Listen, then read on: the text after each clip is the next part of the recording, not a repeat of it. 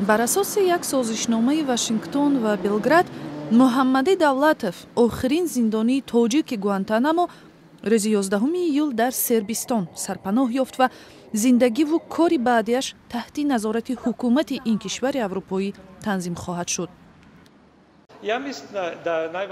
муҳимтарин кор ин аст ки ин нафарон аз ҷониби ҷомеаи Сербистон пазируфта шудаанд.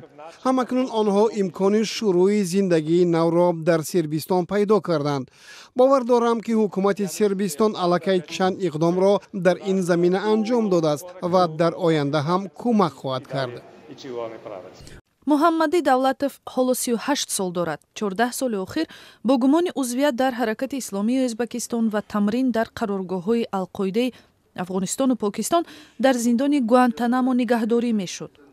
ӯ соли 2002 аз ҷониби мақомоти интизомии Покистон дар қаламрави ин кишвар боздошт ва баъдан ба зиндони низомии Амрико дар ҷазираи Куба интиқол ёфт. ҳеҷ гоҳ муҳокима ва ҳам расман айбдор нашудааст.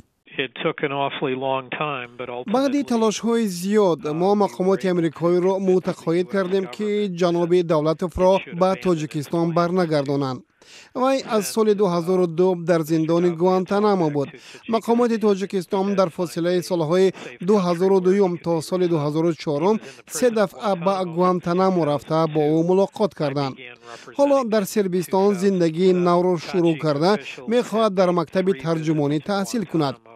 ӯ забонҳои тоҷикӣ ва русиро медонад ва дар зиндон англисиву арабиро омӯхтааст.